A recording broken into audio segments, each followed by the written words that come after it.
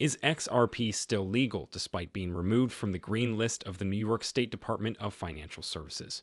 By the way, according to a recent Ripple analysis, 9 out of every 10 central banks are investigating CBDCs, with some of these banks looking to Ripple for CBDC collaborations. Furthermore, The Edge Singapore just published a study highlighting the astonishing volume of transactions facilitated by Ripple's on-demand liquidity partner, Tranglo. Finally, could we expect a settlement following Ripple's most recent visit to the SEC? If so, on what basis? Continue reading to the end to find out more. If this sounds like something you'd be interested in, make sure to watch this new video right now. Hello, and welcome to our channel, where we discuss the newest XRP news and the cryptocurrency world in general. If you are watching one of our videos for the first time, we will gladly offer you a special greeting. We encourage you to enable notifications so you never miss any video. We are pleased to announce that this channel is hosting a 200 XRP giveaway. To be eligible to participate, simply subscribe to the channel, like this video, and comment with the hashtag XRP. The winner will be notified on September 30th. Specifically, XRP was removed from the New York Department of Financial Services' recent green list of digital assets permitted for safekeeping. Concerns were raised since a federal court in the United States earlier declared that XRP is a digital asset. Wuck stated in a recent tweet that the facts regarding XRP's omission from the green list are not as widely assumed. He originally elaborated on the NYDF's method of corporate virtual asset control. Wuck reported, citing an authoritative source, that a New York State Department of Financial Services clearance BitLicense allows enterprises to offer crypto asset business. He said that the license allows for more than just buying, selling, and retaining bitcoins. However, it also enables brokerage services, token issuance, crypto to fiat exchange, and other features. Furthermore, Wuck stated that businesses seek NYDF's approval to enter New York marketplaces. The license, on the other hand, is intended to protect the state's financial framework. As a result, it assures that digital asset suppliers follow established security methods, reserve requirements, KYC, and anti-money laundering safeguards. Wuck stated that the NYDF maintains a green list of cryptocurrencies to achieve its goal flawlessly. The list includes digital materials that have been automatically approved for license holders. He stated that the list is usually limited and consists mostly of stablecoins. He noticed that Litecoin and Dogecoin were both absent. Furthermore, Wuck stated that the withdrawal of XRP did not imply a comprehensive prohibition. He indicated that businesses can still transact with XRP and other unlisted cryptocurrencies. The only stumbling block is that such an undertaking requires further scrutiny by the New York regulator. Wuck specifically said that XRP is not a prohibited digital asset under New York law. It is not, however, an automatically accepted asset for NYDF's licensed enterprises. So the removal only affects companies that can't face the added rigor of applying for a license in NY while offering off-list tokens, he says. Finally, Wuck claimed that XRP's absence on the NYDF's green list imposes an additional regulatory hurdle on enterprises trying to provide XRP. Please remember to subscribe to our channel and press the notification bell to be the first to receive new updates. About the latest occurrences of XRP. XRP, or central bank digital currency, is a new concept that has gained popularity in recent years. The concept of central bank digital currency has gained traction in recent years. The epidemic, a drop in cash payments, and the increasing usage of cryptocurrencies have all contributed to the upward trend. The rising CBDC trend has been noted by Ripple in its most recent report. According to the report, 9 out of 10 central banks are actively considering the establishment of a CBDC. The study conducted by the Bank for International Settlements served as the report's foundation. 81 central banks were polled for the 2022 study. According to BIS, 90% of these apex banks are working on various stages of CBDC deployment. The Atlantic Council's CBDC tracker matches the BIS 2022 study.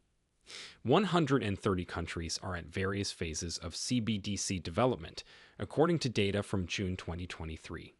This amount accounts for 98% of world GDP. According to the Atlantic Council, 19 of the G20 countries are in advanced phases of CBDC development. Furthermore, 11 countries have fully accepted CBDC technology. China tops the pack, with over $3.6 billion in digital yuan transactions per month. Juniper Research predicts that CBDC payments will reach $213 billion by 2030, confirming the rising trend. James Wallace, Ripple's VP of CBDC, indicated that relationships with the business and public sectors are critical to driving CBDC growth.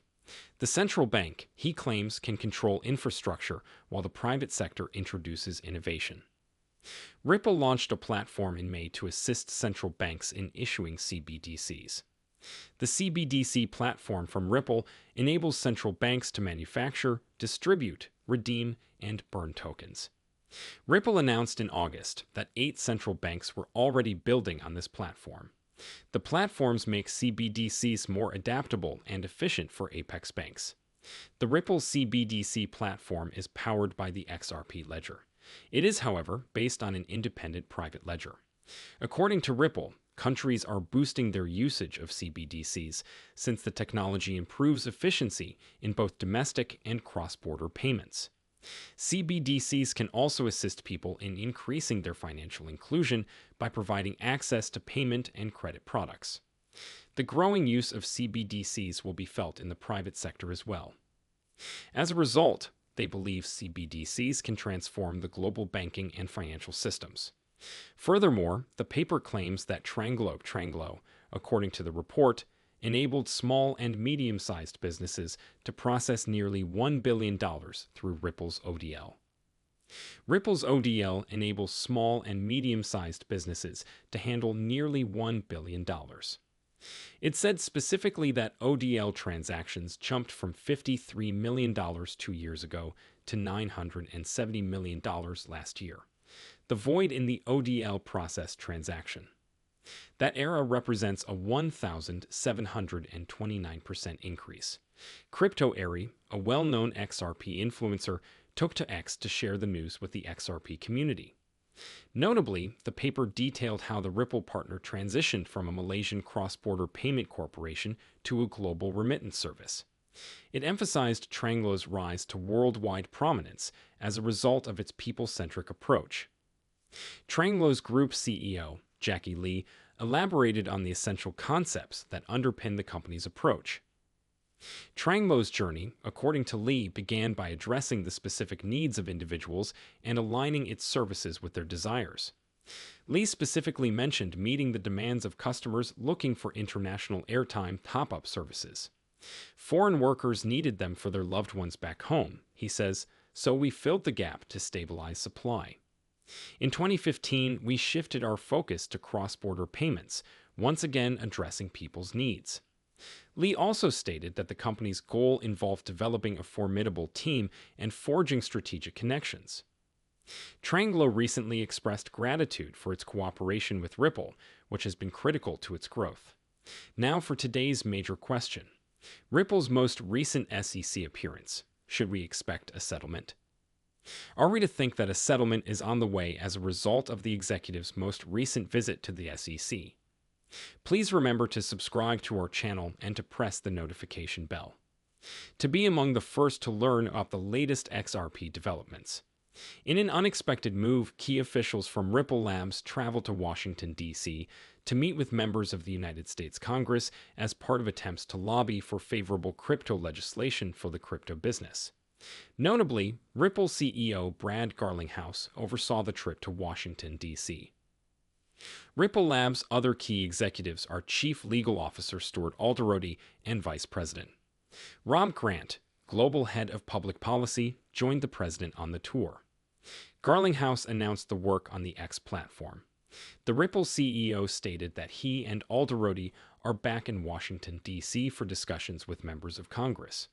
He underlined the need to work with elected people who are in charge of introducing legislation to attain regulatory clarity. It is worth noting that this development comes more than 2 months after a federal court handed the much-anticipated summary decision in the company's multi-year legal battle with the SEC. The main blockchain payments startup won the case in part because the court determined that the majority of its XRP-related transactions did not violate federal securities laws. While the SEC seeks an interlocutory appeal to overturn the decision on Ripple's programmatic sales of XRP and other distributions, the executives of the corporation recently sent a veiled message to the regulator. In a tweet yesterday, Alderodi tweeted a photo of himself and Garlinghouse standing in front of the United States Supreme Court with the caption, "While the industry awaits legislative clarity from Congress, we should always be able to rely on checks and balances." A few hours later, Garlinghouse posted a photo of himself with Alderodi in front of SEC offices. Garlinghouse confirmed that their visit to the SEC's headquarters was not by invitation. All of the images elicited reactions from members of the XRP community, as expected. Some aficionados assume that Ripple executives indirectly informed the SEC of their willingness to pursue all legal options, including pushing the dispute to the Supreme Court. Others, though, speculated that Ripple could prepare to settle with the SEC following its visit to the agency's headquarters. In response to the news, Yasin Mobarak, a notable XRP community member and founder of Dizer Capital, indicated that the image is not a Ripple settlement message. According to Mobarak, the SEC Ripple action could end up in the Supreme Court until the regulator comes back to its senses. Furthermore, another XRP supporter known as the Bearable Bull hopes that Ripple pushes the lawsuit to the Supreme Court. Meanwhile, for the first time, pro-XRP lawyer John Deaton provided unsolicited advice to Ripple executives. "Since you were sued only days before Christmas, I suggest you make this picture a postcard," Attorney Deaton stated in response to the photo of Garlinghouse and Alderodi standing in front of the SEC's building. "Dylan to BLAMEUS and send it to Clayton, Hinman, and Gensler for Christmas." Deaton provided advice. It is worth mentioning that Ripple has stated that it is willing to settle with the SEC or take the case to the Supreme Court.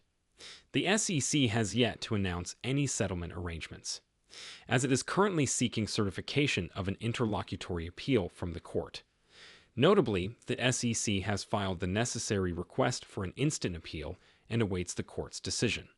So, gentlemen, we've reached the end of this video. Conclusions for XRP. Please make sure you like the video if you liked it. Don't forget to subscribe and press the notification button. This is quite beneficial to my understanding of the YouTube algorithm. Also, you can help enlighten others in the same way that you have been enlightened by sharing this video with as many people as possible. Let's spread the word, folks. If you are a true cryptocurrency enthusiast, you should not miss any of our stuff. See you tomorrow to discuss the newest news. That is something that affects the entire community.